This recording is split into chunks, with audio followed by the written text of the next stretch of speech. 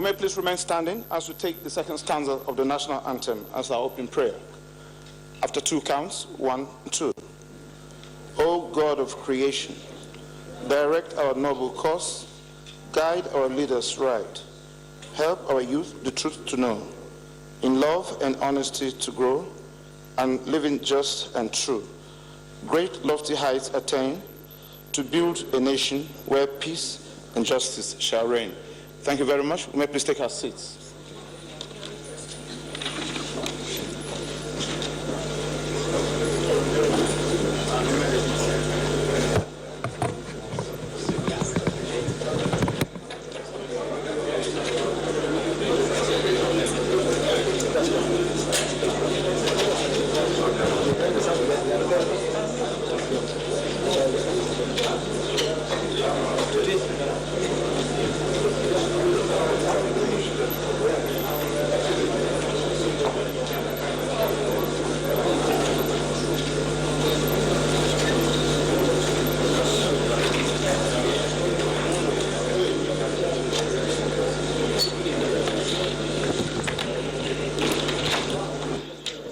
Hello and thank you for joining us on the network service of the Nigerian Television Authority.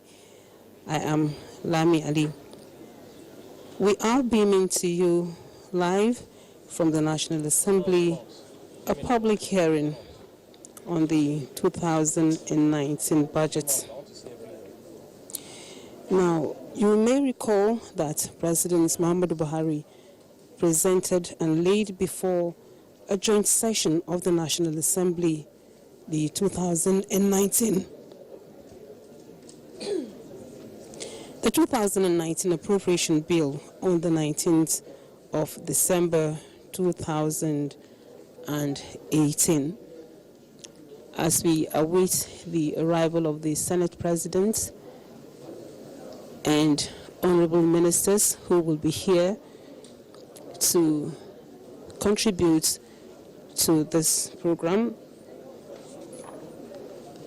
we have already seated the Speaker, House of Representatives, Honorable Yakubu Dogara.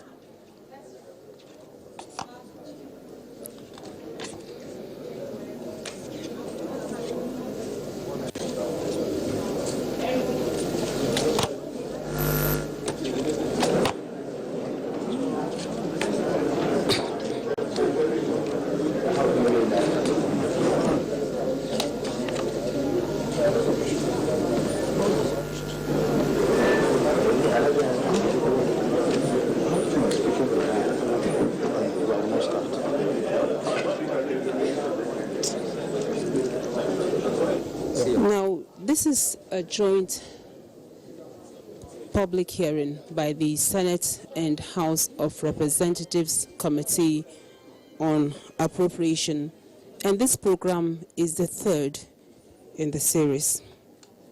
The public hearing being conducted on the budget before legislative approval.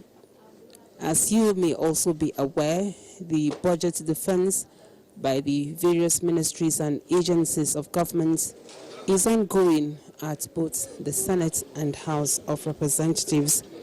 Now, this public hearing is meant to expose the national budget to increased citizen and stakeholder participation.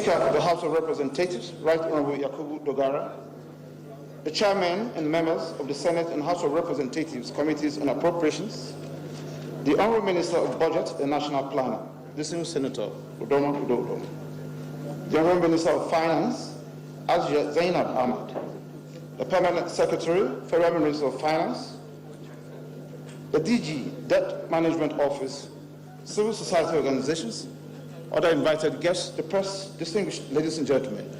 Once again, it is my pleasure to welcome you once again to the National Assembly for the third public hearing on the national budget. It started 3 years ago, 2017, 2018, and here we are, 2019. Clearly, it is an initiative of the 8th National Assembly. We applaud you for that.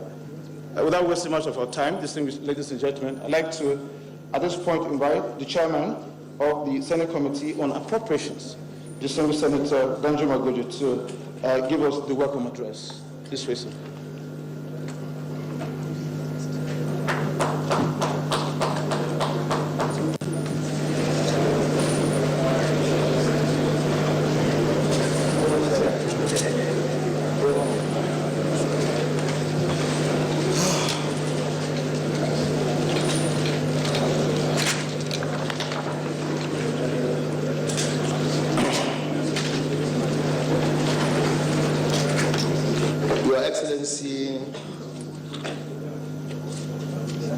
Mr. Speaker, the Right Honorable Yakubu Dogara, other principal officers of the National Assembly, distinguished senators, honorable members, honorable ministers, heads of MDAs, development partners, civil society organizations, other invited guests, gentlemen of the press, distinguished ladies and gentlemen.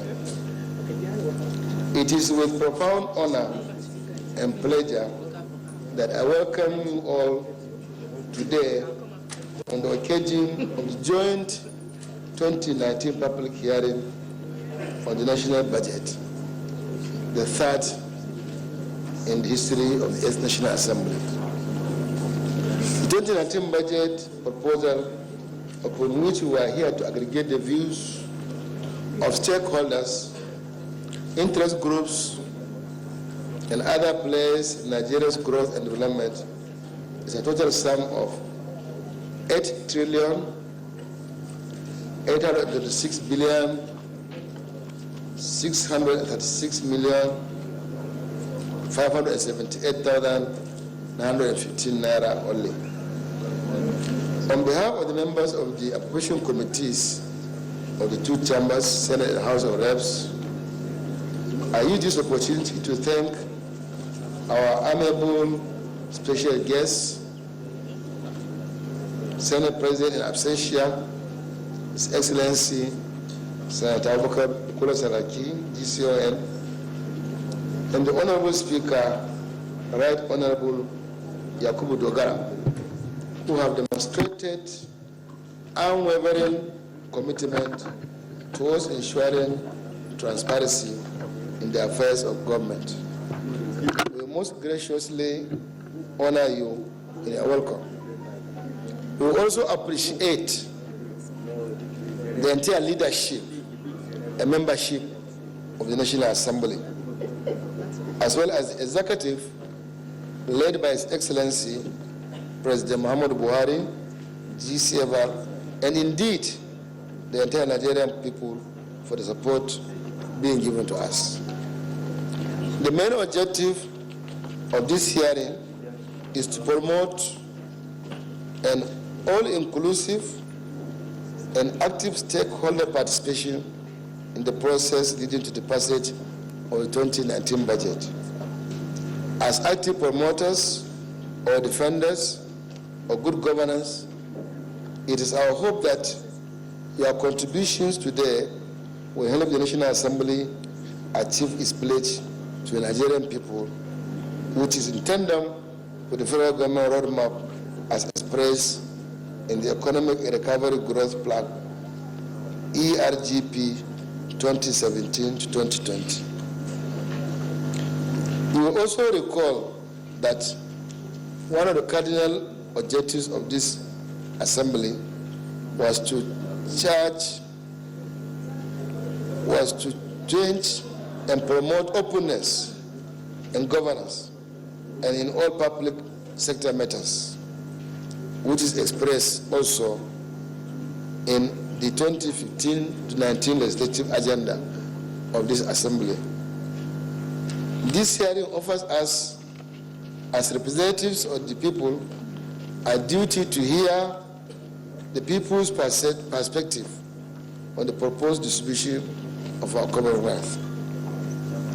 It is also important at this point to state that this assembly has made remarkable achievements from its interactions with stakeholders in the budget hearing the previous years.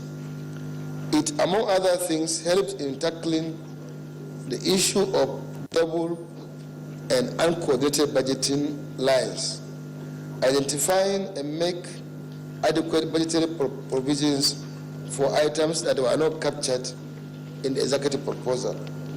For instance, the provision made for pensioners in 2017 budget that brought respite to those affected was not initially brought by the executive. It was here that we handle it, following the contributions of stakeholders like you during the first public hearing we had here in this room. Again, in 2018, provision was made for the 1% allocation to health sector, which was also as a result of the submissions from the representatives of the health as in sector associations and other interested stakeholders last year, which necessitated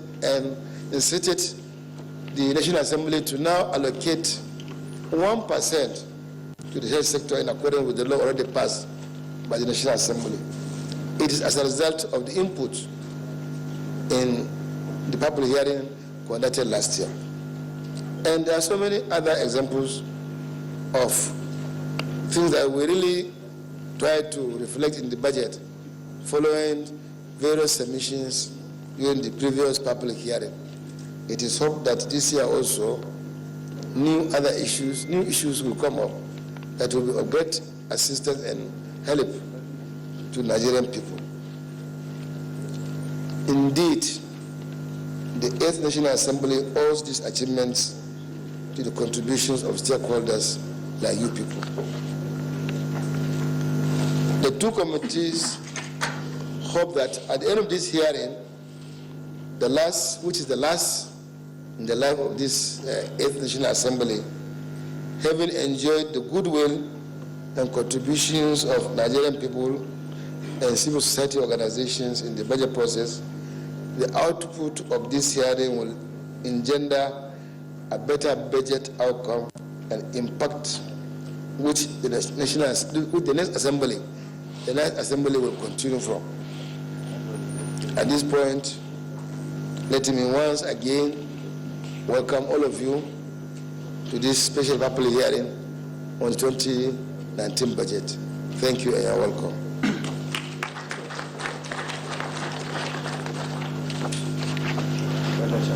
Thank you very much. Distinguished Senator Danjuma Magoja, Chairman of the Senate Committee on Appropriations. Distinguished ladies and gentlemen, before we move to the next item on the program, I'd like to make a few corrections to emphasize that the personality we have here is not the DG Debt Management Office, but DG Budget Office of the Federation. The error is mine, highly regretted. And also, I'd like to formally once again recognize distinguished Senator Solomon Itainan, Senior Special Assistant to the President on National Assembly. You're welcome. Thank you very much. Thank you so very much. Your Excellency, Mr. Speaker, distinguished senators, honorable members of the House of Representatives, honorable ministers, heads of ministerial departments and agencies, distinguished ladies and gentlemen. At this point in time, it is my honor to invite Honorable Mustafa Baladawaki, the Chairman of the House of Representatives Committee on Appropriations, for his remarks. Honorable Chairman, please. Thank you.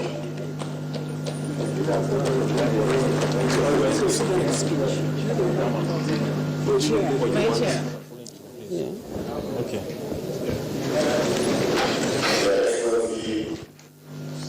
The President of the Senate, Your Excellency, Right Honorable Speaker Yakubu Dogara, please permit me to stand on the existing protocols. I consider it a great honor for me to make a few remarks at the 2019 National Budget Public Hearing. I join other speakers who spoke before me in welcoming you to this special event. We have continued to watch the annual budget performance of the nation within the context of the yearning gaps in our nation's development profile. Budget anywhere remains a compass that drives national goals and aspirations. Ours is not any different. The relevance of this hearing is thus predicted on this narrative. Permit me to observe that in a period of resource constraint, it will be incumbent on all parties relevant in this budget process to team up within a cooperative framework to achieve needed objectives. We in the National Assembly are poised to achieve this and nothing less. I therefore crave the indulgence of all of us here today to still make the 2019 budget and beyond as impactful and effective as it should be. Mr. Senate President, Right Honorable Speaker, distinguished senators and honorable members of the National Assembly, honorable ministers, ladies and gentlemen, it is on this note that I would want to thank you for your attendance and wish you a fruitful and memorable outing. I thank you for your attention. Thank you. Thank you so very much, Chairman of the House of Representatives Committee on Appropriations, Honorable Mustafa Baladawaki, a member of the House of Representatives from Kano State. Thank you. Let's appreciate him once more, please. Thank you. Your Excellency, Mr. Speaker, distinguished senators, honorable members of the House of Representatives, honorable ministers, heads of extra-ministerial departments and agencies, gentlemen of the press, distinguished ladies and gentlemen. At this point in time, it is my singular honor and privilege to invite His Excellency, the Speaker of the House of Representatives, Right Honorable Yakubu Dogara, to present his keynote address and declare this very important public hearing open. Your Excellency, Honorable Speaker, sir, thank you.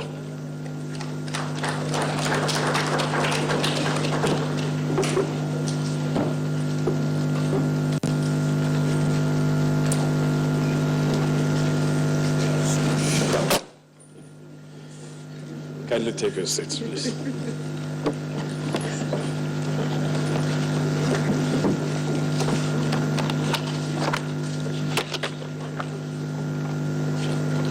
Principal officers of the National Assembly, distinguished senators, honorable members, Chairman, Senate Committee on Appropriations, distinguished Senator Danjuma Goja and his deputy, Chairman House Committee on Appropriations, the Honorable Mustafa Baladawaki and his able deputy, honorable ministers of Budget and Planning and Finance, the Director of Budget, Special Advisor to Mr. President of the National Assembly Senate, and distinguished Senator Beta, members of the National Assembly Management, heads of MDS, development partners, gentlemen of the press, distinguished ladies and gentlemen. It is my singular pleasure to address you at the opening of this 2019 National Budget hearing, jointly organized by Committees on Appropriations of the Senate and the House of Representatives. Permit me to welcome all stakeholders to this important event. We are all aware of the importance of a well-formulated budget to effective service delivery by government. Indeed, the budget represents the main bond between the government and the people. Today's exercise forms a very important segment in the making of the Appropriations Bill by the National Assembly. This interactive session is in line with the constitutional responsibilities and legislative agenda of the National Assembly, which is aimed at making the budget process more inclusive and transparent. The public and indeed stakeholders gathered here must never feel that the budget does not reflect their values or that the process is too cumbersome for them to understand or that they cannot make any difference in the process. This is why Parliament, in its wisdom, created this opportunity for a public and stakeholder dialogue on the budget. Therefore, we must not miss this opportunity to critically appraise the document that is before us and proffer useful tools that will help to shape the budget into a document that captures national values and priorities. This is the task before all of us today. And believe me, we can make a difference if we are determined to rewrite the wrongs of the past. By our constitutional design, the President's role in drafting the budget estimates cannot be assailed, but the power of the purse is the function of the legislature by constitutional design. The power of the purse includes the fact that expenditure can only be made in consequence of express legislative authorization and the authority to create and collect taxes, borrow or raise money through loans when the need arises. Over the years, the main problem with our budget as submitted by the executive has been that it does not reflect national values and priorities. The budget more often than not only reflects the values and priorities of those who help in crafting it. The integrity of the budget selection process has always been the bane of national budgets. I regret to say that until we eliminate these problems, we will always have non-implementable national budgets which cannot be relied upon by policymakers in establishing spending priorities. It is very painful that for some years now, our budget process has been an exercise in either or a combination of audacious optimism and or hypocrisy, involving key actors putting together a budget that they fully know would at best be implemented 45%, which by all standards is below average. How many of us will be proud of a child who consistently performs below average in his exams? How many of us here are proud of our below average budget performance over all these years? This phenomenon of below budget performance is the main reason why, as a country, we have remained a major promise, as our national potentials cannot be released without effective budget planning and execution. The budget is the most important law that is passed yearly. Consequently, no parliament anywhere in the world rushes it. Let me re-emphasize that this parliament as has always been the case, will never arrive at a point where we will merely rubber stamp the national budget. It is unfortunate, however, that many commentators, always ignorantly, so to say, accuse the National Assembly of delaying the appropriations bill as if we were meant to urgently rubber stamp whatever budget estimates that is submitted to us by the executive.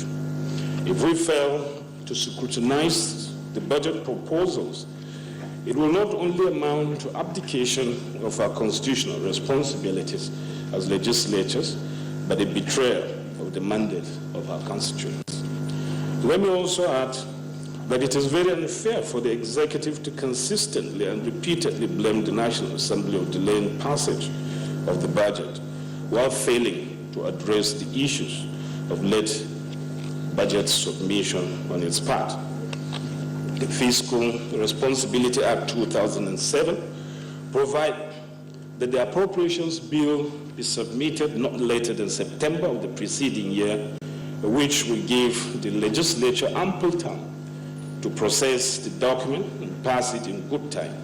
Unfortunately, as we all know, the 2019 appropriations bill was submitted on December 19, 2018, just 12 days to the end of the year, and the earliest time an appropriation bill has ever been presented to the National Assembly in this dispensation was on November 7, 2017. Similarly, we took the bold step of addressing this challenge by passing a constitutional amendment bill which sought to compel the executive to submit the budget proposals to the National Assembly not later than 90 days to the end of the fiscal year, and also to limit expenditure that can be incurred in the absence of the Appropriation Act from 6 months to 3 months. Furthermore, in yet another audacious effort to improve institutional capacity of the Parliament to process and pass budget expeditiously, the National Assembly Budget and Research Office, NABRA, establishment bill was passed into law. It was closely modeled after the American Congressional Budget Office, the CBO. Unfortunately, I regret to inform this gathering that these laudable efforts and initiatives were thwarted when the President withheld his assent to these two very critical and important bills. Consequently, efforts to enact a budget process bill which will spell out timelines for every activity concerning the budget is stalled because it will be ineffective to enact a law that will run contrary to Section 81, subsection 1 of the Constitution, which allows the President to submit the budget estimate at any time before the end of the financial year. I'm happy to note that I'm the sponsor of the budget process bill, but unfortunately I can't proceed because this very important constitutional amendment that we sought to make to Section 81, subsection 8 did not scale through. So there's a lot of work that is left to be done for us to attain timely passage of national budgets.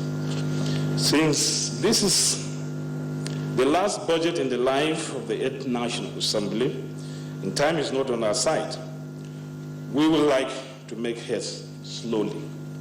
Heads of MDS can help in this noble effort by making appearances in good time before their relevant committees to defend their estimates, as some have started doing, which is commendable, and I must commend the heads of MDS who have already appeared before their relevant committees to defend their budget estimates. And let me also say that what happened last year when some heads of MDS refused to appear before their relevant committees to defend their estimates until a presidential directive compelled them to do so must never repeat itself this year if we were to finish the processing of this budget as early as we want to. We hope to pass the appropriations bill as soon as we reconvene from suspension of plenary. I will not conclude until I've urged the executive arm to be prepared to muster the will to honestly and diligently implement this year's budget when passed into law and improve on the abysmally low and poor budget performance rate that has been the hallmark of our national budget for many unbroken years. And I'm happy the Minister of Budget and Planning and the Minister of Finance are seated here. We cannot score 45% in 2019. We are not calling for 100%, but let's aim at 70%. That would be excellent. That is my charge to you. In closing, permit me to charge the Joint Committee to work assiduously to ensure that they deliver a working document that all of us here, and indeed Nigerians, will be proud of. I wish us all very smooth and result-oriented deliberations. With these comments, ladies and gentlemen, permit me to say that it's my pleasure to declare this public hearing on the 2019 Appropriation Bill open. Thank you. May God bless you, and may God bless the Federal Republic of Nigeria.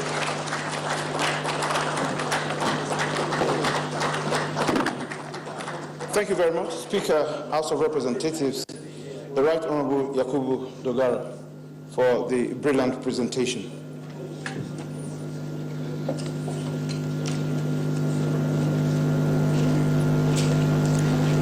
Thank you very much, sir. Once again, with the permission of the High Table, I'd like to give special recognition to the Executive Director, Plaque, Mr. Clem Nwanko, and of course also to give a special recognition to the UK aid supporters of this initiative. A round of applause for them, please. Thank you. At this point, I'd like to invite the Vice Chairman of the Senate Committee on Appropriations to give the vote of thanks to mark the end of the opening session. The Senator Sonny Abuja.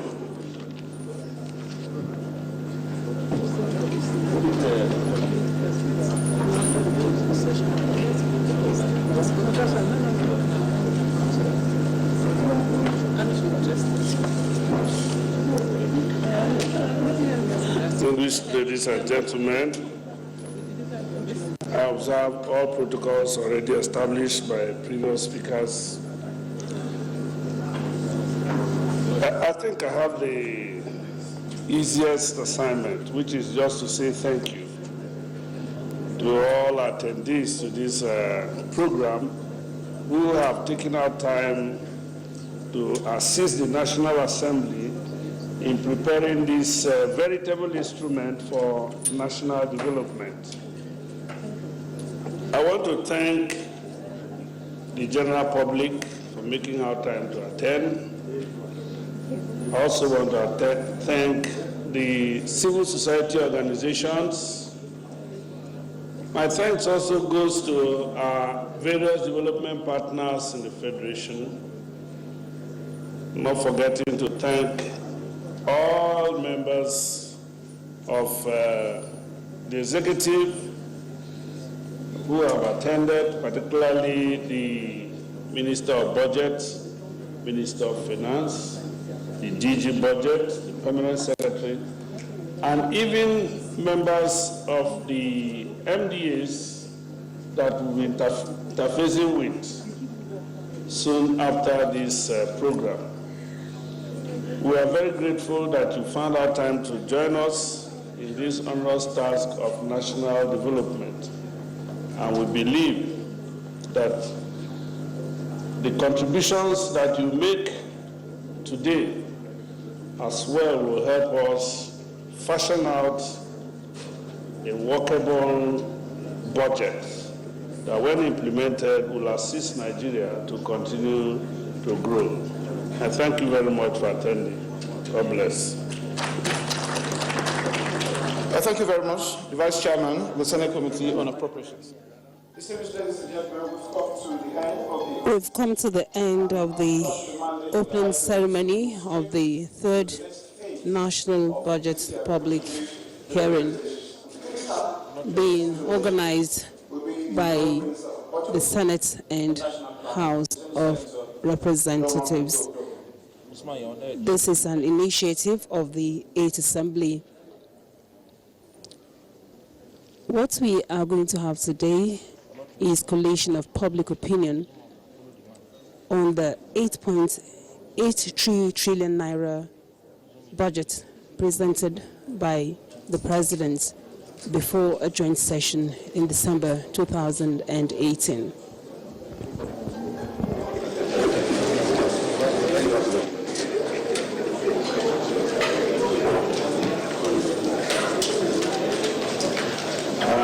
Mr. Speaker, the Right Honorable Speaker of the House of Representatives, the principal officers of the National Assembly, the Chairman of the Senate and House Appropriations Committees, the Deputy Chairman of the Senate and House Appropriation Committees, distinguished senators, honorable members of the House of Representatives, the Honorable Minister of Finance, distinguished ladies and gentlemen. First of all, let me thank the National Assembly for organizing this public hearing, and let me thank them for inviting me to make a few short remarks or at least a short presentation.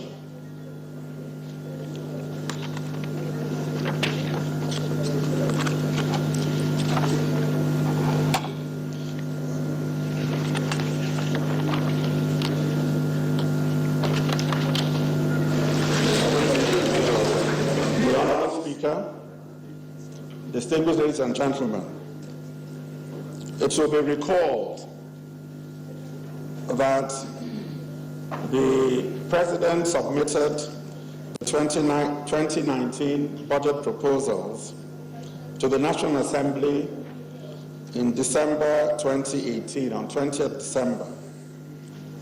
And those proposals are aimed at continuing the growth trajectory since our emergence from recession in the second quarter of 2017.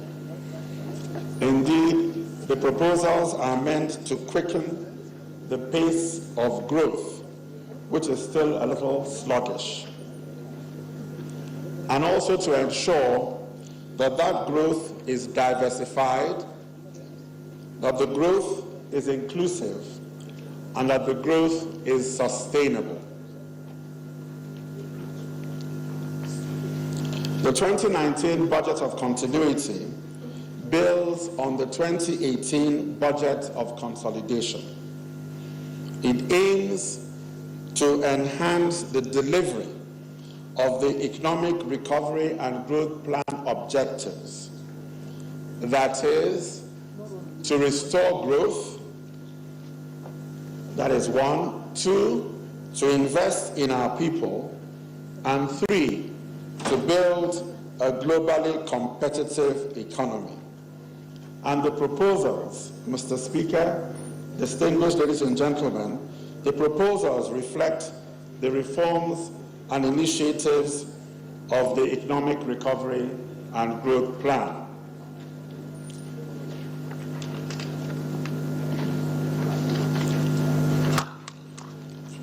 Before dealing with the 2019 budget proposals, I would like to make a few remarks about the 2018 budget performance.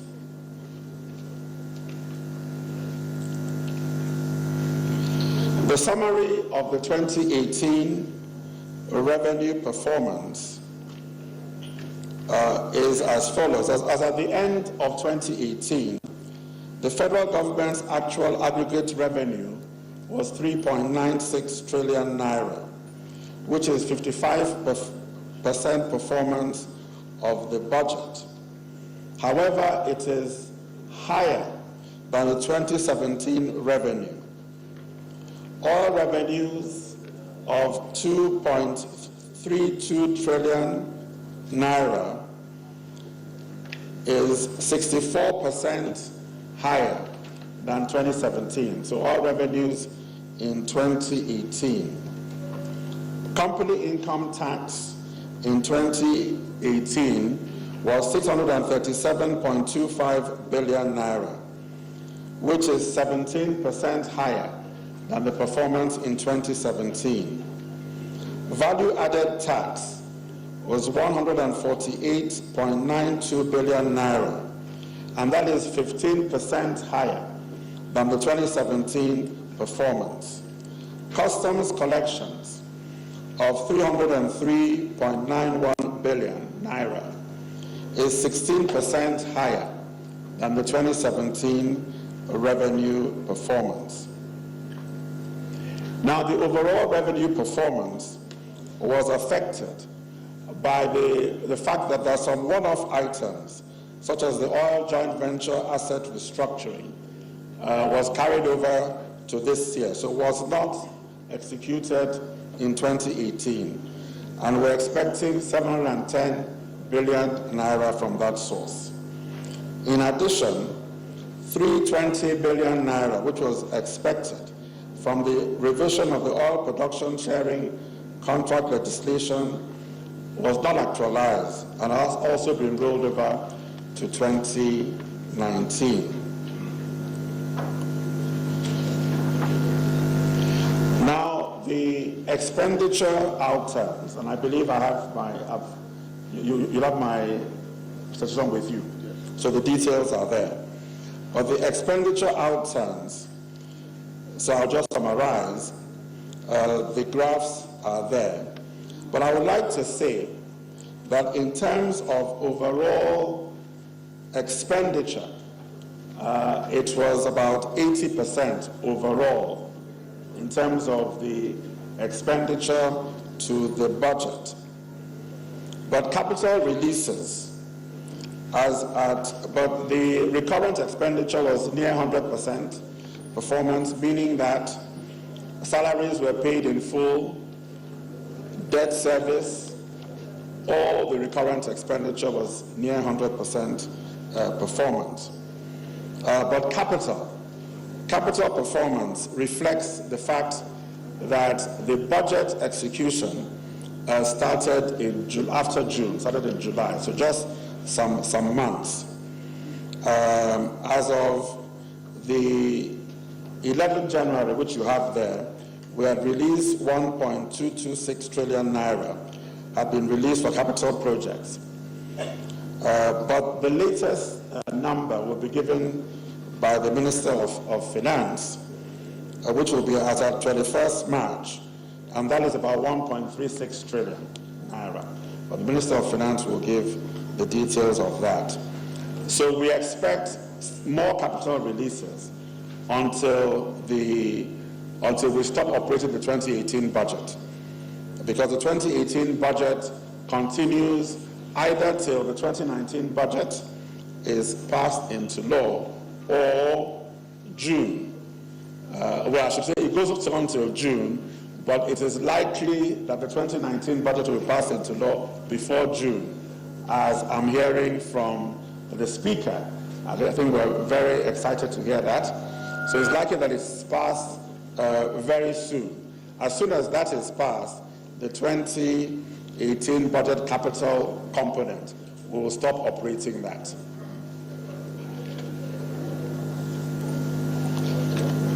Economic and fiscal outlook for 2019. Global economic recovery is projected to remain steady at its 2017 level of 3.7% in 2018 and 2019. Sub-Saharan Africa was projected to continue to grow, rising from 2.7% in 2017 to 3.1% and 3.8% in 2018 and 2019 respectively. However, in January 2019, the World Economic Outlook revised the 2019 global growth projection down to 3.5%. Similarly, the growth for sub-Saharan Africa was also revised down to 3.5%. There's some more in my write-up about the world growth expectations, so I will not dwell on that. I will move to Nigeria.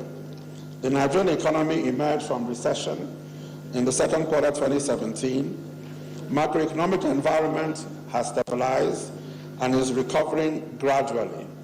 There is renewed confidence in the country's growth prospects. And if you look at the economic indices of the last 12 months, it's been very, very positive. Things are clearly getting better. And we intend, with the 2019 budget, to build on that, on the positive momentum which is building up. The NBS reported the actual growth numbers for the fourth quarter of 2018 was about 2.38%. And overall, for 2018, 1.93%. The Economic Recovery and Growth Plan, which underpins government economic recovery actions, is the basis for our medium-term fiscal strategy, which, as I said, is aimed to sustain growth and diversification as well as social inclusion. And we expect more diversified and inclusive growth. Let me just talk briefly on the key assumptions of the macro framework for the 2019 budget. We're expecting, and we are projected for 2019 budget, oil production of 2.3 million barrels per day, oil price of $60 US, exchange rate 305 naira, inflation of 9.98%, the nominal consumption 119.28 trillion naira, a nominal GDP of 139.65 trillion naira. We're also projecting a growth rate of 3.01% in 2019.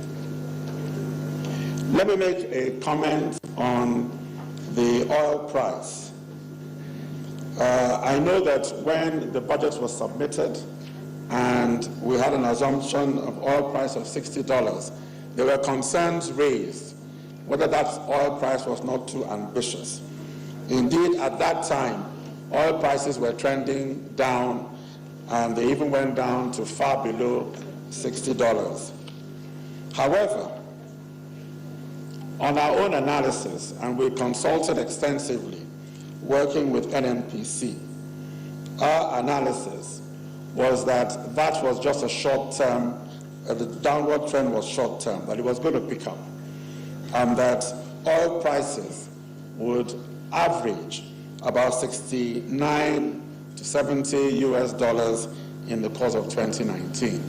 And so we felt that $60 price was a fair price. And so far, it looks as if that we are correct, because oil prices right now are at about 65, 66 US dollars. And so they did recover, and it looks as if the projected $60 was a fair price to use. However, the president did say when he submitted the budget that we will continue to monitor oil prices. Nobody can ever be sure. You take a projection and you hope you are correct. So far, it looks as if the projection that we made was the right one. However, we continue to monitor. And we said we would engage with the National Assembly, even as they're processing the budget. If information comes to, if we get information that suggests that this price is not conservative enough, we will engage with the National Assembly, even now, as you're considering the budget. But we do not think that there's any reason to actually reduce the price from $60 US.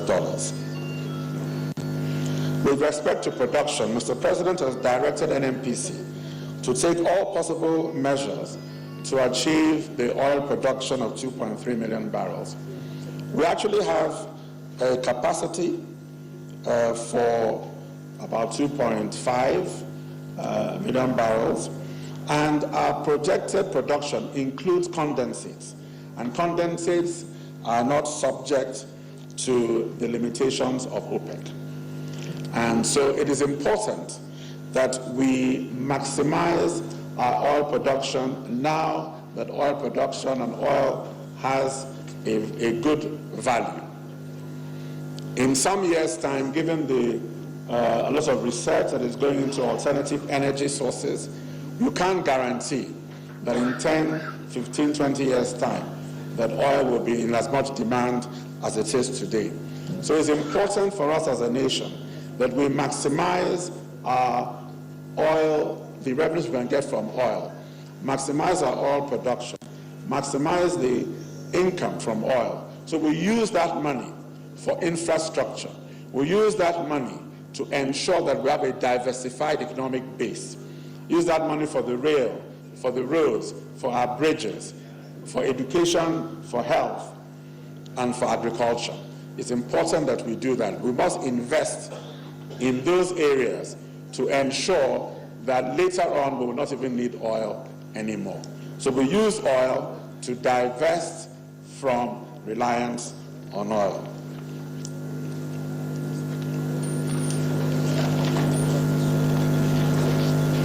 I would speak briefly about the expenditure, projected expenditure in the budget. FGN, federal government spending, exclusive of loans, BT loans, government-owned enterprises, which submit their budget together with the federal government budget at the same time. The president submits the two at the same time. But our spending is, the budget size is 8.83 trillion naira. This is less than the 9.1 trillion naira in the 2018 budget. And I know that many people have raised issues. Why is the budget size getting smaller? That we should actually be increasing the budget size every year. That would be desirable. Given the needs of this country, even a 9.1 trillion budget is really too small, given the needs of the country. But we have to make sure that the budget can be financed. And it is to ensure that we do not keep on increasing the level of borrowing. And that is why we have brought down the budget size. We brought it down so as to keep the deficit, within financeable limits. And so that is why we have a budget of 8.83 trillion naira. We believe that with the various initiatives that we are embarking on, some of which the Minister of Finance might speak about, that we might be able to drive up revenues. When you drive up revenues, you can now drive up the size of the budget. But I don't think you should drive up the size of the budget only based on loans. So we must drive up revenues. And so as revenues pick up, and I'm very optimistic that in the course of this year, the various initiatives we're embarking on, revenues will pick up. And so the 2020 budget will, I believe, be significantly higher, larger than the 2018 budget size. Recurrent spending is expected to rise by 34.17% from 3.52 trillion naira in 2018 to 4.72 trillion naira in 2019. That is the proposal that the President has made. And some of those increases are because of increases in pensions. We have provided much more for pensions because Mr. President believes it's important that when people have worked and they're in retirement, they must get their pensions and must get them on time. So the provision for pensions has been substantially, there's been a big uplift in the amount for pensions. And also, in order to be able to ensure that we're able to pay the new minimum wage, we also made a provision. So that is why the recurrent expenditure has gone up substantially to try and make sure that pensions and the new minimum wage. At 2.14 trillion, debt service is 24% of planned total expenditure. We have a provision to retire maturing bonds to local contractors. We also, for capital spending, we've allocated 2.28 trillion naira, and that is inclusive of capital and statutory transfers. For comprehensiveness and transparency, the expenditure plans of the top government-owned enterprises, as well as the multilateral and bilateral project-tied loans, have been integrated into the 2019 to 2021 medium-term fiscal framework.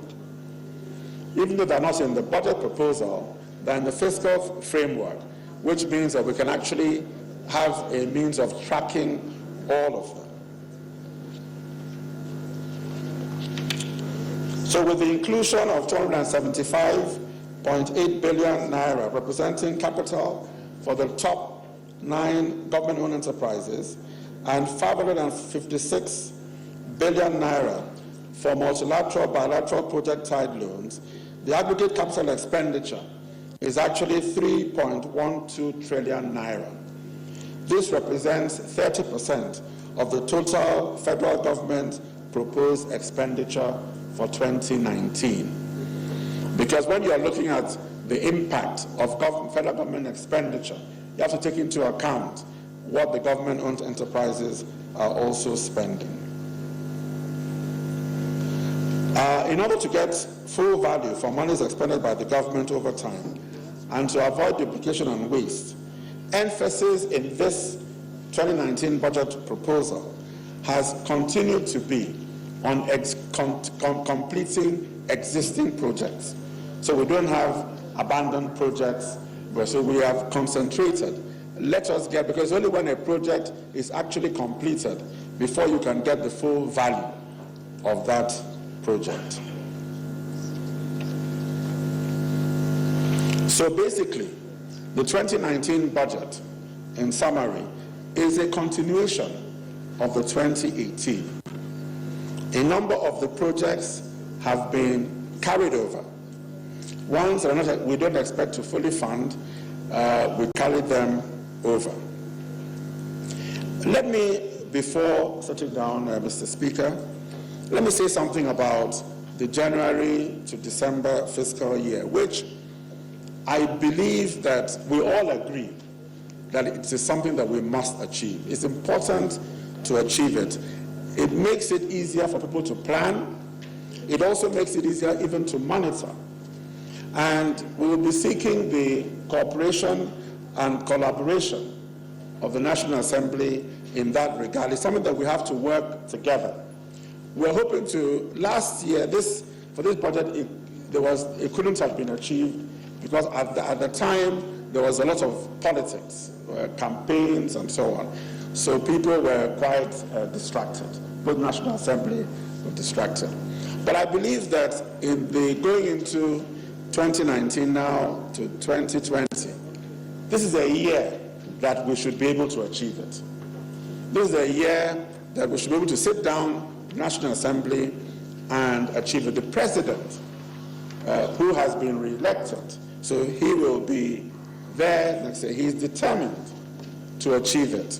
So we'll be sitting down with the National Assembly so that we can actually, and we don't need to do it by legislation. I think it is better to do it by cooperation, by practice, by working together. It's not everything that you necessarily need to legislate. Some things are actually more effectively done if we sit down. And from what the speaker said, and from the mood, from things I'm hearing from the National Assembly, it's clear that there is preparedness on both sides to ensure that this is achieved. And I believe, I'm confident, that the executive working together with the National Assembly will certainly achieve it to help Nigeria as a whole. And I look forward to that. So thank you very much, and thank you for inviting me, and thank you for listening. Thank you very much.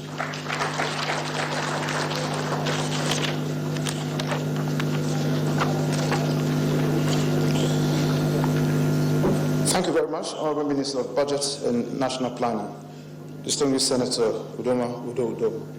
To save time, we'll move straight to the next presentation, which will be coming from the Honourable Minister of Finance, Abuja Zainab Ahmed.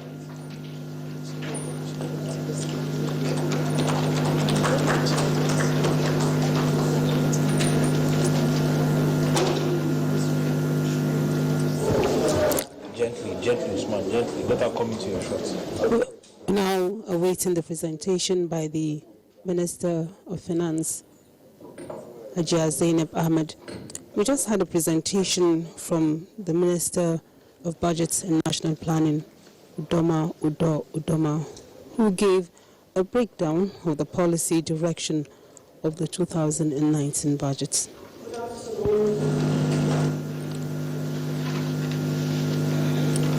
Speaker of the House of Representatives, the Chairman of the Committees on Appropriation, Honorable and distinguished members, distinguished guests, ladies and gentlemen. Senator Udoma has presented already the proposal for the 2019 budget. So the only aspect that he hasn't covered I will take, which has to do with the financing of the budget, of the deficit. But before then, I just want to restate that in terms of performance, that the 2018 budget has performed well, in the sense that personnel expenditure was 100% performed, so was debt service, and out of 12 months of overhead, we were able to release 8 months, and that represents about 66%. Revenue was 55% performed. So if we take the aggregate of that, it is not a very bad performance, considering the fact that the capital budget only became operational after the budget was signed into law in June. And also we have the opportunity to continue to operate the capital budget until a new budget is passed. As at 31st of March 2019, we have been able to release MDA capital at the rate of 1,361,778,195 naira. And this is representing about 52% of MDA capital. Considering the fact that that is not yet a full year performance, and also that we have revenue challenges, I would say that it's a good effort.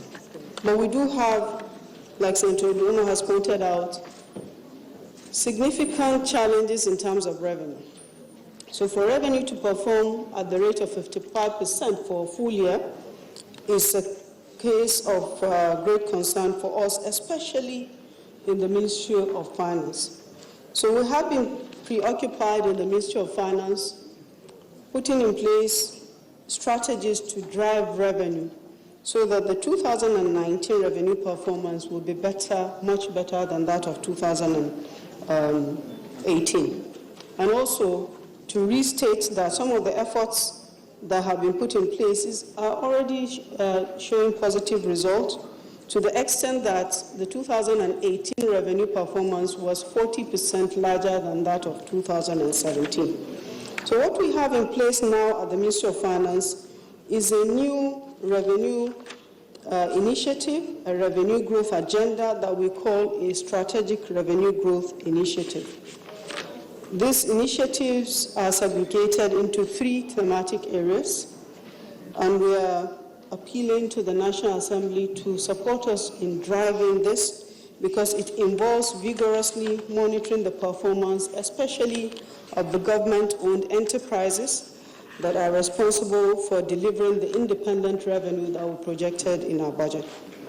The revenue agenda is segregated, like I said, into 3 thematic areas. The first area is achieving sustainability in revenue generation, and the focus of this is for us to build a sustainable revenue generation ecosystem by ensuring resilience and optimizing revenue streams whilst applying the right incentives, the right safeguards, as well as ensuring accountability and performance management systems. The initiatives we have zeroed in on in this thematic area is to improve collection, to close legal loopholes, to collaborate with our trading partners, to manage performance, and also to deregulate and provide funding for the energy sector. The second thematic area is to identify new and enhance the enforcement of existing revenue streams. Government revenues we plan to grow revenues by implementing new taxes, broadening the tax base, and enabling strategic investments that will spur economic growth. And in this area, we have identified already some new taxes that we will be coming to discuss with the National Assembly. We also are continuously working to broaden the tax base, to expand and improve the value-added tax VAT performance. We also have a project that is already ongoing where we are targeting high net worth individuals. We have incentives that are planned to revive key economic sectors that are ailing. We have identified some funding models for specific sectors so that we will be more focused.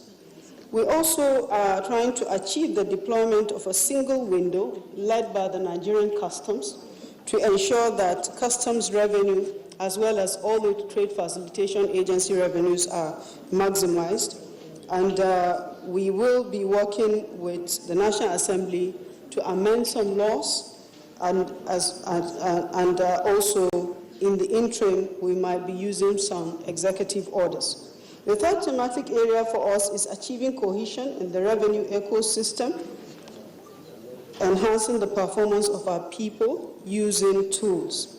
And this is for us to enable us to implement a revenue generating and operating model that enhances collaboration between agencies, creating stronger synergies, capacity building, use of data, as well as analytics of the data and eliminating leakages. The initiatives we have defined are to review operating models of our major revenue collecting agencies, align stakeholders on a single platform, improve internal capabilities, improve compliance, improve data collection as well as analytics, and then eliminate corruption and wastages. We have identified a number of agencies that are key, and we appeal to the National Assembly to prioritize the supervision of these agencies. The agencies have been selected for their capacity to contribute to revenues, and this include the FIRS, the Nigerian Customs, the Office of the Accountant General of the Federation, Ministry of Finance, Ministry of Budget and National Planning, the NMPC, Central Bank of Nigeria, DPR. I want to go back to just talk briefly about how we plan to finance the 2019 proposed budget. The 2019 proposed budget deficit is going to be financed by borrowing both locally as well as internationally. And the spread we hope to achieve is a 50-50 ratio. We are planning to improve on our local borrowing to turn it to instruments that are, especially bonds that are longer tenor. We're looking at the possibility of introducing a 30-year tenor bond, which is done in consultation with insurance companies and also the PFAs, because they have preference for longer tenors. The longer tenors are lower costs. And once your cost is lower, it eases the burden of debt service. We also have already started with the Sukuk bond. We have issued the second one in this year. We also plan to issue another one in 2019. We have the green bond. We've done the second one. We will do a third one in 2019. We want to introduce an infrastructure bond. And that would be a bond that is also specific for some infrastructure projects, similar to the Sukuk, but a different package altogether.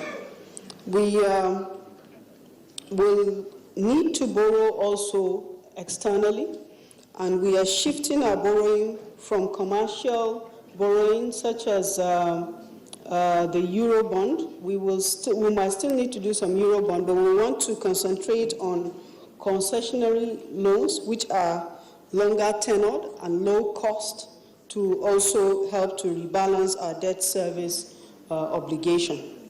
And in all of this, we will, of course, be needing approvals of the National Assembly and the usual support that you give to us. I thank you very much, Mr. Speaker, distinguished and honorable members. Thank you.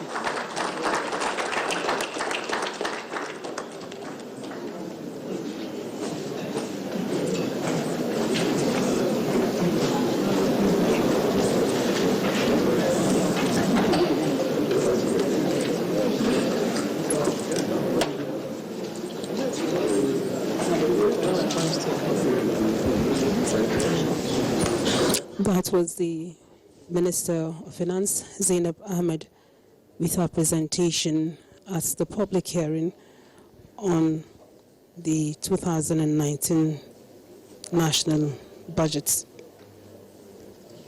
As I explained earlier, the public hearing is meant to collate opinion from stakeholders and to expose the national budget, not just to legislative scrutiny, but also public scrutiny, so that at the end of the day, we would have a close to perfect budget document. Now we'll take up some comments or questions from various civil society organizations. We have online and interest to speak, but there's no institutions for all the 3 minutes. We are very limited time. So we tell the they are around 3 minutes.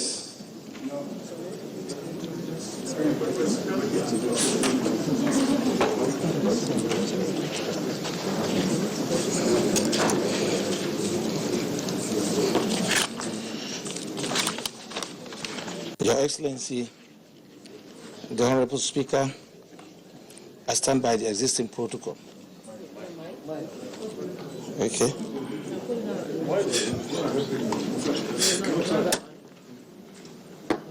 Okay. Please take this. We are honored by your invitation to be part of the process of this public hearing. Our commendation go to this esteemed National Assembly. We'll begin our intervention by acknowledging the executive intervention programs, especially the school feeding programs and trade money. We believe this intervention have been implemented without party sentiment.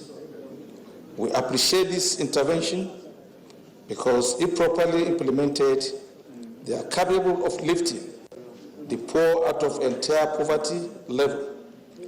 In light of this, we need intervention in other sectors. On the budget, we would appeal to the executive to open up the process of budget articulation and preparation for community participation and better end results. We still continue to overdepend on oil as revenue earner. The risk is high, oil prices are volatile and often lead to faulty assumption as the case in the budget. Another weakness is the number of increase in the taxes. The assumption that government can realize high tax revenue from the weak and vulnerable sector of the economy and members of the society may not happen. At best, government may realize only to 2%. Though we have presented our paper documents there, so it's with the Secretary, sir. So.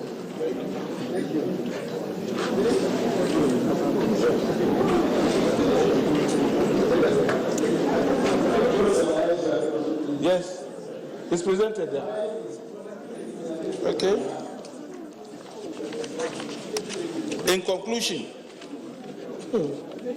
it is important that it is in the process of consideration of the proposed budget, the National Assembly working with the executive arms finalize the cost implication of implementing the 30,000 minimum wage in respect of the federal public sector.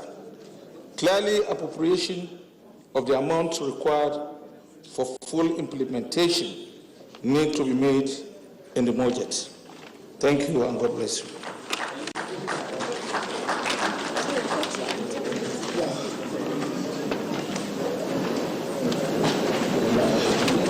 Thank you very much, NLC. We'll move to invite the next presentation from PLAC. Mr. Clermont. I'm asked to remind you, 3 minutes. Thank you, Mr. Speaker, distinguished senators, honorable members.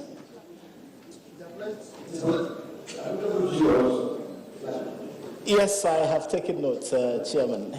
To say congratulations to the National Assembly for the third consecutive public hearing on the national budget. It is indeed significant that the engagement with civil society, with Nigerians on the budget is becoming institutionalized within the National Assembly. We also note that the Ministry of Budget and National Planning has also been on the same trajectory in terms of engaging civil society organizations. Mr. Speaker, you did make a comment in your speech referring to the National Assembly Budget and Research Office, NABRO, which has been an institution that has been awaiting formal establishment in the National Assembly in the last almost 10 years. You, of course, made the point that the bill was not assented to by the President. NABRO is perhaps the single most important institution regarding budget that the National Assembly can create. And I must say that it is still very disappointing that the National Assembly has not exercised its powers to override a presidential veto on NABRO. It is a very important institution in every democracy, and NABRO is an important one. Secondly, to say that the budget process is really very critical, and I'm happy that the Minister of Budget had made the point about expeditious and quickly passage of this bill. At all times, a budget is as successful as the timeliness of its submission and passage, and our hope is that this is the case. But more importantly, citizens' role in oversight, citizens' role in monitoring the budget is very critical. The National Assembly has a critical role to play in carrying out oversight, and the importance of collaboration with civil society to ensure that budget objectives are met is really very important.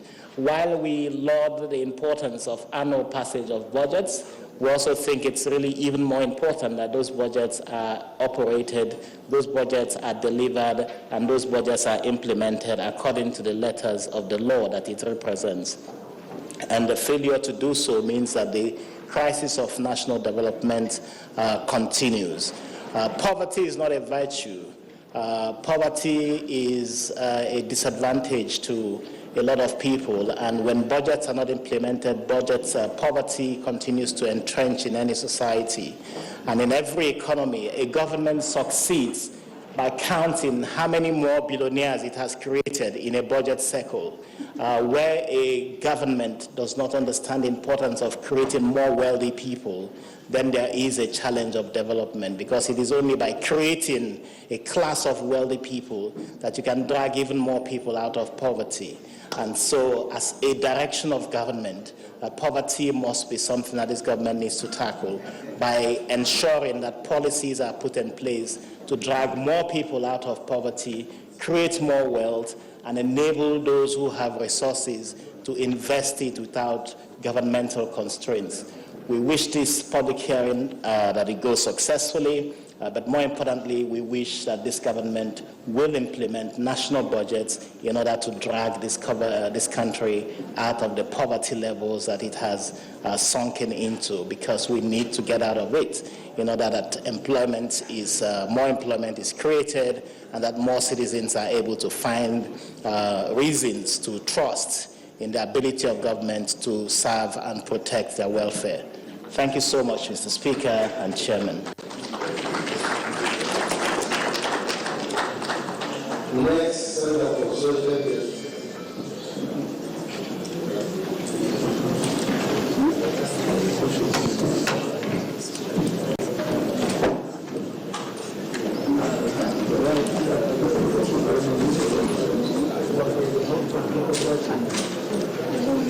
You may please stand on existing protocol.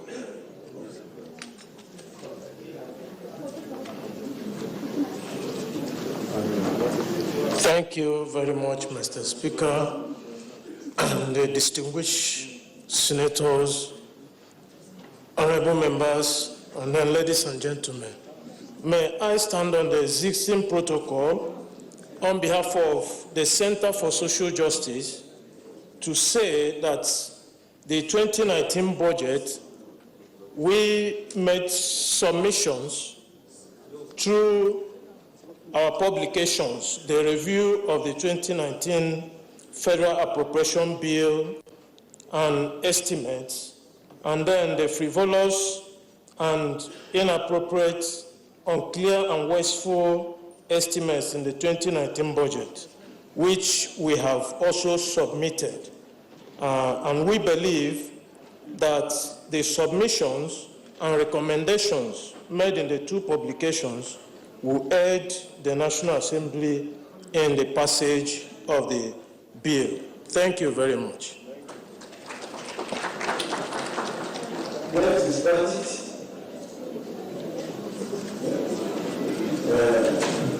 Budget.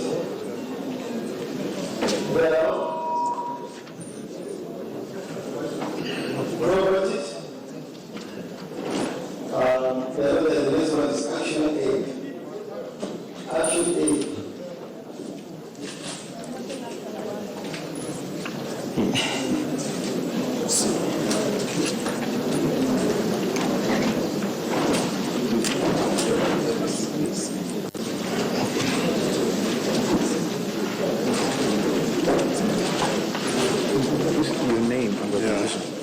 Okay, Celestine Okudele, representing Action Aid Nigeria.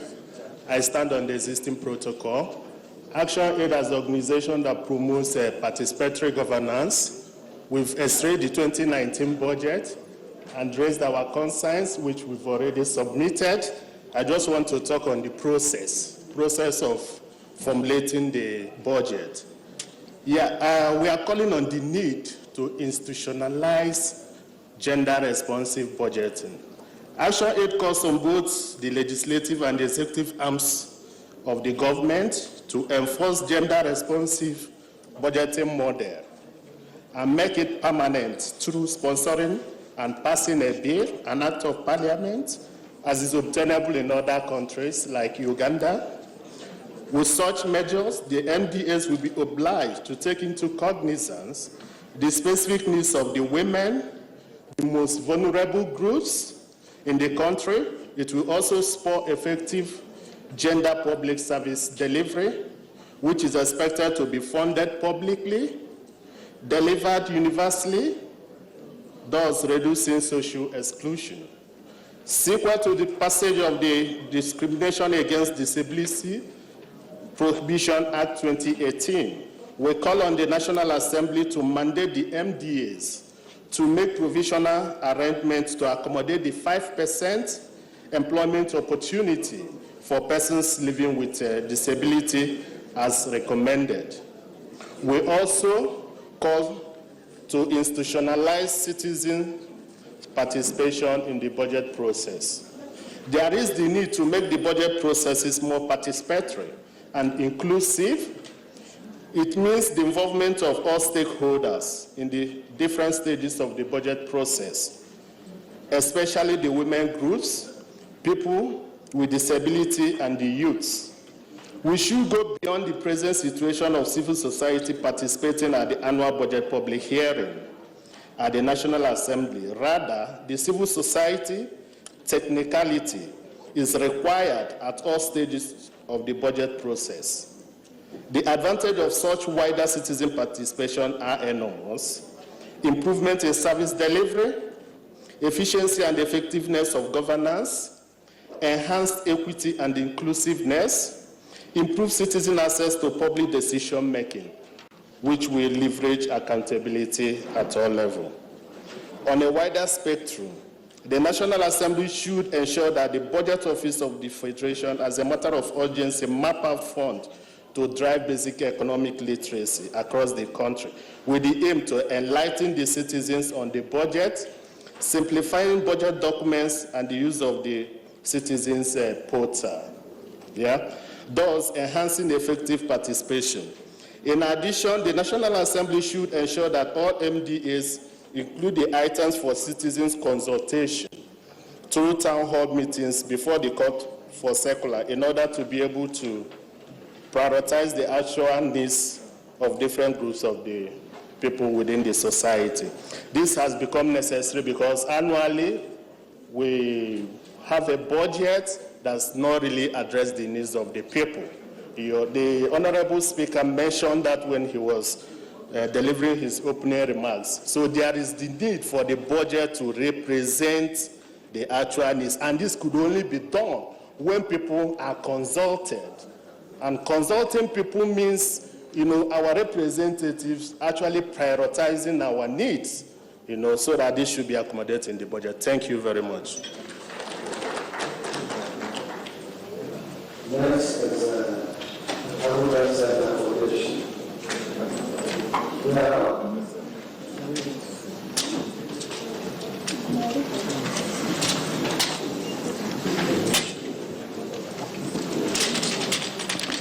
Standing on the already established protocols, my name is Omojo Ogedo. I'm here to raise issues on the recurrent expenditures. The Honorable Minister rightly said that it will depend mostly on internal and external borrowings to fund the 2019 budget. As you are aware, public interest cannot be said to be well served when government officials, such as former governors and their deputies, get their emolument in their current positions with life pensions and emolument drawn from their state mega resources. Double emolument and large severance benefits for former governors and deputies now serving public offices constitute nothing other than a betrayal of public trust. Our concern, picking it from the Code of Conduct of Public Offices, We know that there's no way economy can grow if the desired progress of there's no way any economy can make the desired progress in a situation where the political leadership is arguably more interested in salaries and overhead than in capital expenditures.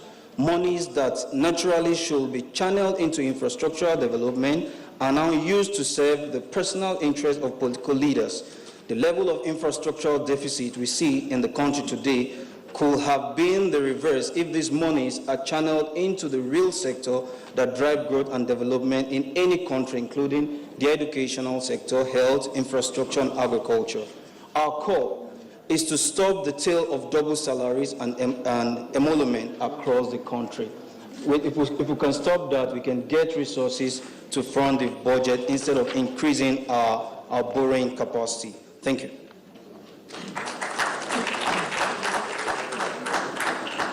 Next, strategy and development. Now, strategy and development. Financial development.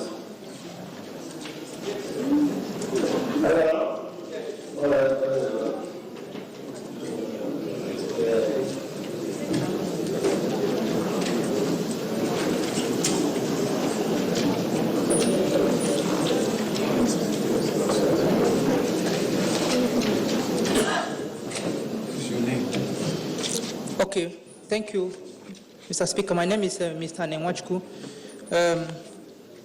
I stand on already as these established protocols. We are making a case for increased capital expenditure for basic education. If you look at the analysis or the component of the capital component of the budget for education, about 47.3 billion was proposed, allocated for the capital components in the education, and out of that, basic education, which is one of the most critical components because of the education sector, because we are battling with embarrassing statistics of out-of-school children. We are also battling with rising poverty levels and other social vices. So our argument is that government should increase funding to basic education, which constitutes the most critical sector. Investment must be made in the social sectors, education, agriculture, social protection, and health. And if you must get this right to restart or jumpstart the economy to reflect an economy that will provide prosperity for all, we must prioritize the primary education sector. And we are saying that the 6% allocated for capital component for basic education is still small, that it has to be raised, it has to be improved to cater for our children, to cater for our younger ones who are the most vulnerable, and threatened section of our demography. So we are using this opportunity, Mr. Speaker, and members of the committee, to appeal that this component be increased. If you also look further, you see that 32% is allocated for capital projects in the Ministry of Education, the headquarters. And we are arguing, why must the Ministry of Education, get the highest chunk of this 47 billion?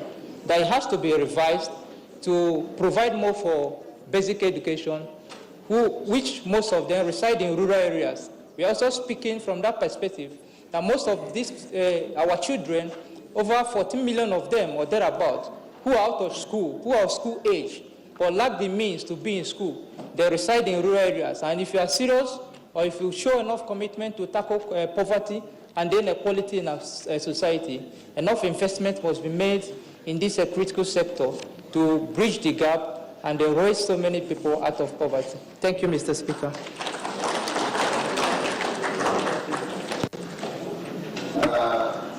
Center for Development and Development. Democracy. And democracy.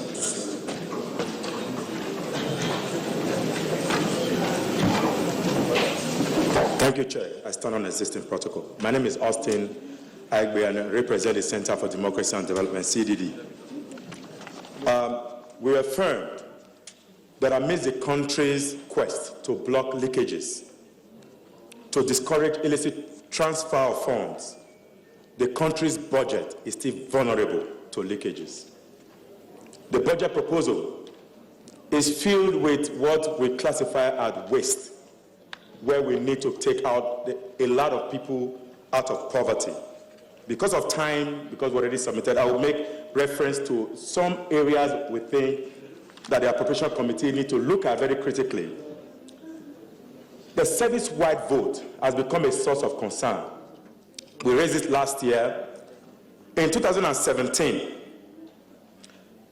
it was 1.3 trillion, which is about 31% of the total. But even though benchmark globally is between 3 and 10%, but the service-wide vote continued to increase. In 2018, it was 1.8 trillion, that is 36%.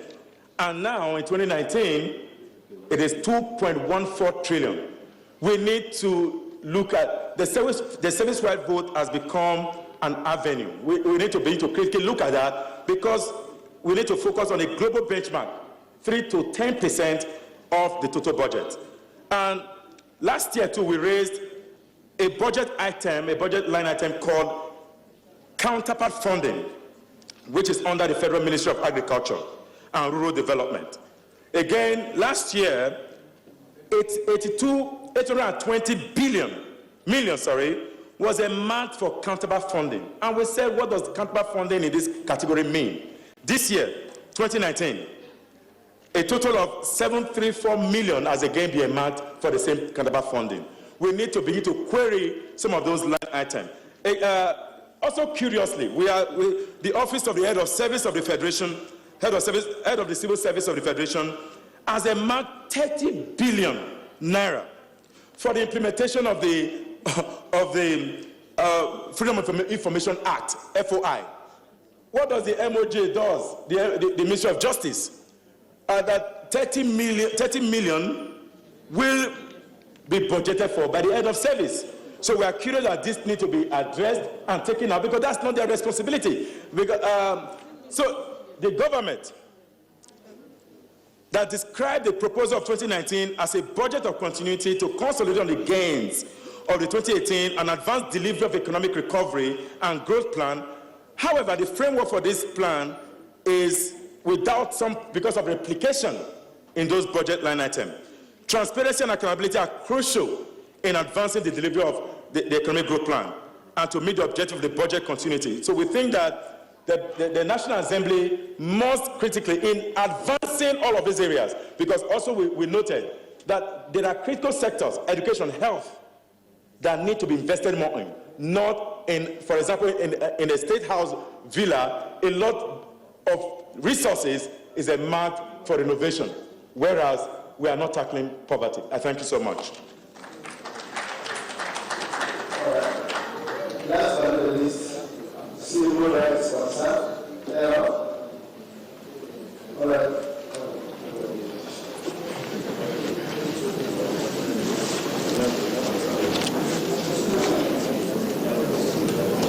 And after that, the DG Budget Office of the Federation will make just a few remarks. Okay, I thank the National Assembly for giving us the opportunity to make these remarks. Our members have spoken about increasing the budget size for education, agriculture, as well as the other key sectors of the economy. But it seems to me too that it's important to talk about what is actually done. In the education sector, for example, it seems to me too that the ministry and the government, more or less, has not taken interest in implementing the UBE. That as children are going to school without learning, what the World Bank has called schooling without learning. And at the end of the day, they graduate without skills. The education that our children are getting are not relevant to our industry, to our society, to development. And even the learning, most of the children come out not being able to make good sentences. And so there's need to increase the quality of education we're giving to our children. Then come to agriculture. If you look at the number of research institutes and organizations in the country, there are so many. They take a good chunk of our budget. If you look at the budget of agriculture for 2017, 2018, they are quite big. a good chunk of the budget has been given to them. So where is the relationship between the research organizations and the field, the farmers? Through our review of the state and federal government budgets, we have seen that there's no state that has a ratio of up to 1 agric extension farmer to 5,000 farmers. So 1 agric extension worker to 5,000 farmers. So at once you'll be getting the ratio of 1 to 7,000. So how can we really increase the food production? So for agric extension workers to, if you look at the ERGP, they say roll out extension services. And we've been trying to see this thing rolled out, and we don't see it. Apart from the World Bank projects and IFAD on value chain Farama, where they do pilot projects, you don't see essential services anywhere. So how do the farmers really get information that is really coming out from the research centers? How can we grow the food? Now, about 3 weeks ago, I was watching a program. Somebody was saying that Nigeria has attained about 95% self-sufficiency in rice production. And we went to the field to really find out if it's true, and some other research reviews some other people have done. And we discovered too, and also when the Central Bank is saying that they did not give foreign exchange for rice production in 2018. And because of that reason, now we are producing enough rice for Nigeria. Now, some people have done a review, and have found that it's not really the correct thing. And so it is better we have a baseline of what we actually need in rice production, so that we work hard to meet it. So because we are not issuing foreign exchange on rice production, on rice cultivation, or rather importation, does not mean that we're not importing rice. In fact, the review most people have done has shown that, have actually shown that there's rice importation from across the borders. And without this importation from across the borders, a bag of rice of say, 50 kg could be costing to 30,000 naira. And so let's take the baseline and really find out what to require to supplement local production, so that we shall be working in tandem with the kind of ideas we have to grow food, to have food security. Thank you very much. Thank you very much. DG Budget Office of the Federation, a few clarifications. Yes, there are 1 or 2 issues, and we'll close the session.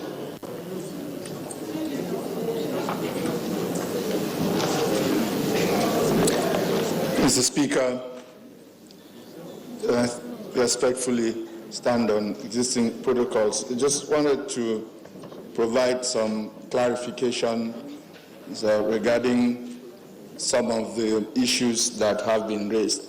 First, there has been repeated commentaries with respect to the need for greater openness and participation in the budget process. And I wanted to underscore the commitment of the present administration under the leadership of His Excellency, the President, and specifically also the Minister for Budget and National Planning, to this greater openness and participation in our budget process. You recall that in 2016, Mr. President signed and committed the country to the Open Government Partnership. And a key component of that is fiscal transparency and accountability, and there are commitments that we in the Budget Office have been in driving seat for. Specifically, pursuant to this, and I am surprised that some of the people who have talked about, we have opened up the budget office, the budget process more than before. Previously, the public presentation by the minister only happens after the budget has been passed into law. Now, in addition to an open forum where most of the people here are invited to at the time of preparing the medium-term expenditure framework, the same thing is done at the time the budget is. For instance, Mr. President presented the budget for 2019 to the National Assembly on the 19th of December, and on the 20th of December, there was a public presentation by him of the same budget to take, inputs. On the website of the Budget Office of the Federation, we have what is called a citizens portal that is open for interactive, participation, relations by the public. Comments and any observations about the budget process. The full details of the budget, which didn't used to be the case, are on the website of the budget office.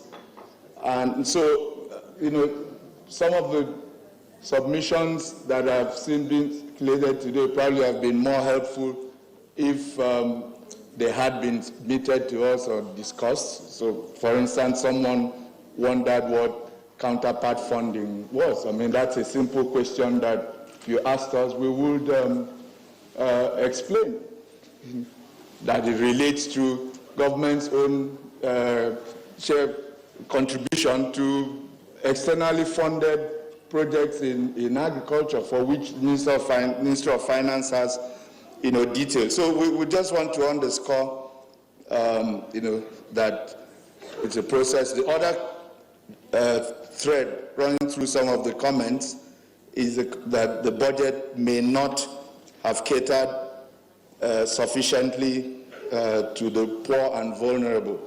Again, while the entire spending plan is still less than, is adequate for the country, and that much, I believe, was stated by the Minister of Budget and National Planning. The truth is that our budgets, like never before at any point in this country, now actually contain provisions that are targeted at the poor and vulnerable. The major one of which is the special intervention program, which, by the way, is one of the reasons why the service-wide vote, has grown, because those provisions have been centralized in there.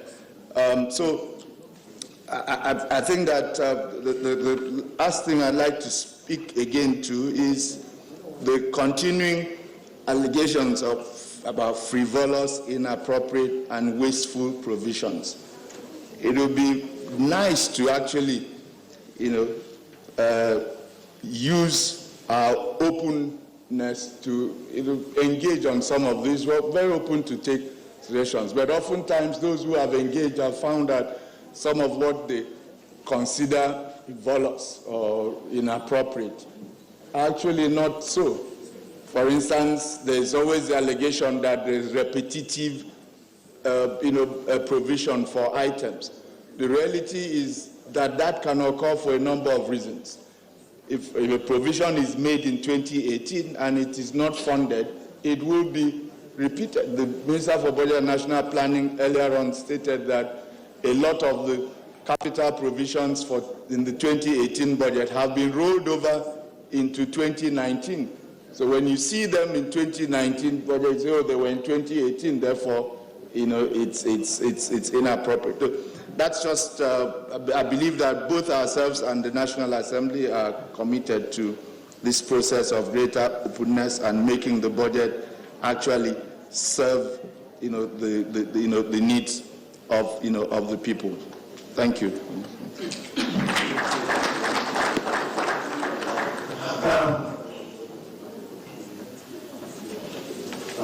Honorable Speaker, distinguished senators, honorable members, Honorable Minister of Budget and National Planning, Honorable Minister of Finance, Budget, other distinguished members, including the civil society organizations, ladies and gentlemen, we are finally come to the end of this public hearing for the 2019 budget. I want to use this opportunity to especially thank His Excellency the Speaker for saying throughout this session. It is my time.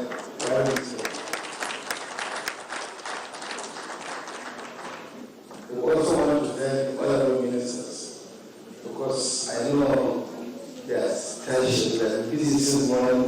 Today is Wednesday, and we all know that it's a fair day. We are very for fact. We came straight in the media of us. We thank you all. Before I conclude, I would like to take this opportunity to thank our partners in particular who have contributed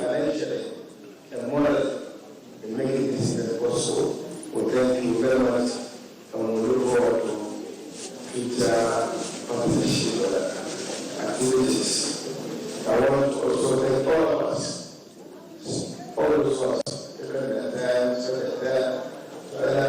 presentations or to read submission, because there are some presentations that are not very read. We'll take a note of them. They will all be part of the inputs which will be used in having a final decision on this budget as the previous years. We thank you and we look forward to the 9th Assembly's public hearing on budget with a lot of improvements for us or what are the benefits from this one. I want to thank you and I want all of us thank you very much. God bless. On this call, we have that close this public hearing. May we please rise for the national anthem. We'll sing the national anthem after 2 counts. 1, 2. Arise.